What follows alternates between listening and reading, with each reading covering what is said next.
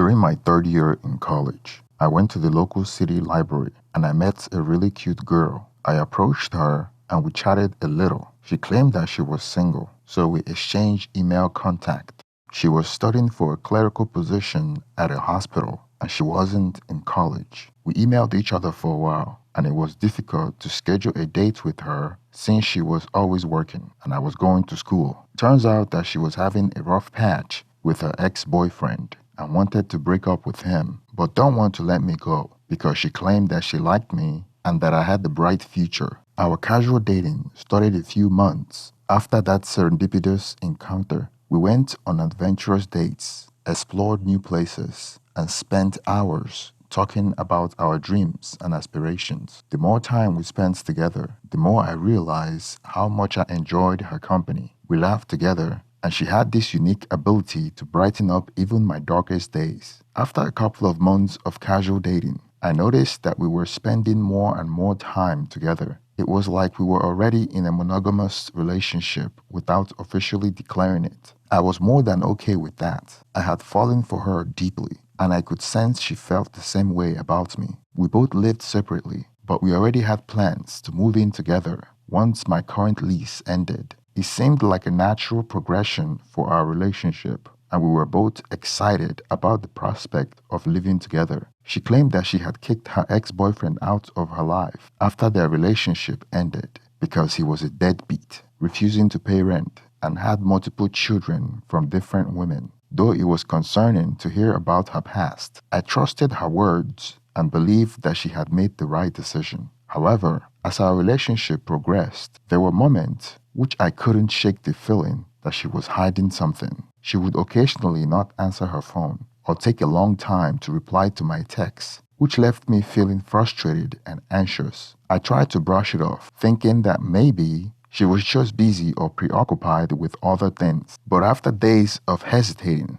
I finally mustered up the courage to ask her directly about what was going on. I wanted her to come clean and be honest with me. When I confronted her, she claimed her boyfriend was stalking her. It was a shocking revelation, and I wasn't sure if I believed her story or not. My mind was filled with doubts and questions. Despite the uncertainty, I decided to take her word with a grain of salt. One day, as I was returning from my friend's house, I had a feeling that she might be home, so I decided to check in on her. It wasn't about surprising her. Back then, we didn't have cell phones like we used to today, and I had to drop by unannounced a couple of times before. When I reached the door of her apartment, to my surprise, I saw a man coming out of her place. He was carrying a large box, and we passed each other in the hallway. I couldn't help but feel taken aback by this revelation, especially considering she had previously told me that he was stalking her. It didn't make sense to me that she would allow him into her apartment if their relationship was indeed hostile. She reassured me that he had come to collect his things, and the reason for his alleged stalking was that some of his property was still in her possession. But as she insisted on this explanation, I couldn't help but begin to wonder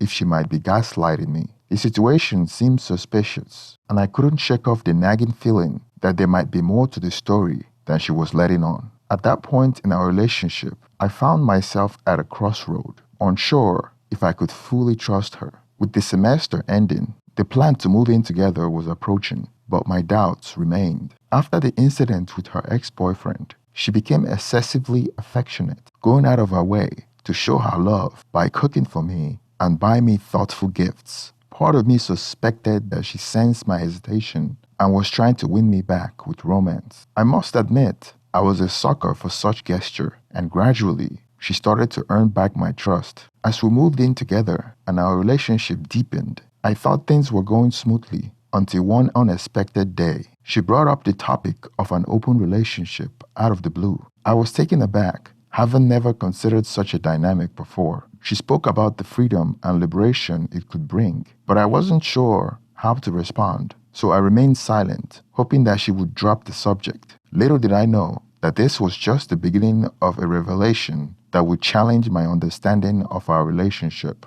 During an intimate moment, she began expressing her desire about engaging in sexual encounter with multiple partners. It felt like a form of foreplay at the time, and I didn't think too much about it in the moment. However, after the passion subsided, her words lingered in my mind, and I couldn't shake the feeling that she might actually want to turn this fantasy into reality. The thought consumed me, and I found myself contemplating the implication of such proposition. I questioned whether our love and commitment were enough for her, and the idea of sharing her with someone else felt unsettling. I wasn't sure if I could go along with it, and the uncertainty gnawed at my emotions. This unexpected revelation left me torn and confused, unsure how to approach the situation. I started to question the love we shared, as our desires seemed to be taking different paths. As I struggled to make sense of my feelings, I knew that I needed time to process everything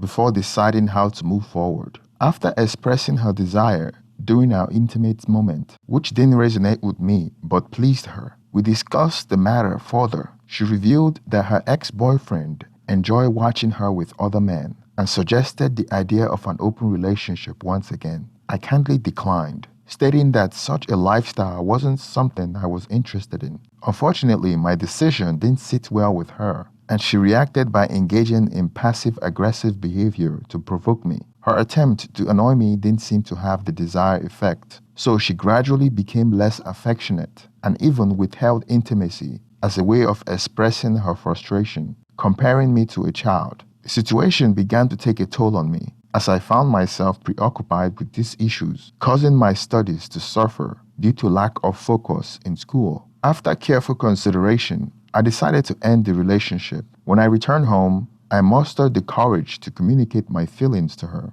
expressing that I no longer wished to be together and that it was best for her to move out. Unfortunately, she reacted with anger and became physically aggressive, resulting to hurtful name-calling and desperate plea to change my mind. However, I had already made up my mind and wanted to focus on my studies and future, seeing no place for such drama in my life. The following day, she surprised me by claiming to be pregnant. I was skeptical and thought it could be a manipulation tactics to win me back. Nevertheless, she sent me pictures of pregnancy test results, attempting to prove her point. Despite this, I remained firm in my decision to end the relationship, as I couldn't shake the feeling that she might have acquired the results from anywhere to deceive me. As time passed, the situation became increasingly concerning when 2 months later, she texted me to say that she had missed her period again. 4 months later, she sent me a picture of her baby bump. During this time,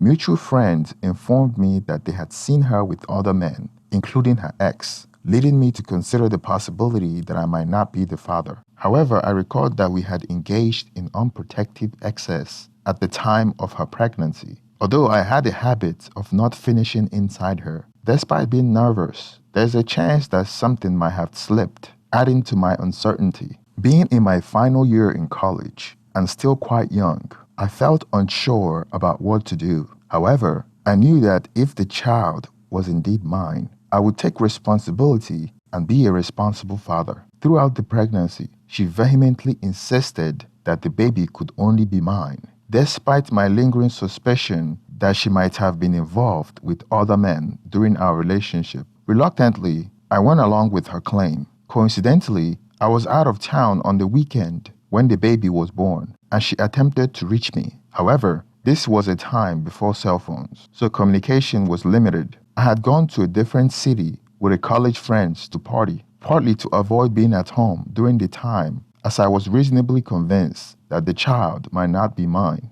After the baby was born, I visited them a few times in the following weeks. Shortly after that, my parents informed me that she had stopped by their house and introduced the baby as their grandson. They were overjoyed and excited about becoming new grandparents. However, I had to bring everything to a halt and explain to them that I was pretty certain that the child was not mine. The moment I saw the baby, I felt no connection whatsoever. Why it was a baby, I saw nothing in the baby that I recognized as my own in any way, shape, or form. Since she was already receiving government assistance, the state required a paternity test to be conducted. This is a standard procedure when someone is receiving state or government aid, example food stamp, as the need to identify the father to pursue child support. Given the situation, I decided it was best to go through with the paternity test and attend the appointment as scheduled. When the paternity test result came back, they showed that there was a less than a 1% chance that the child was mine.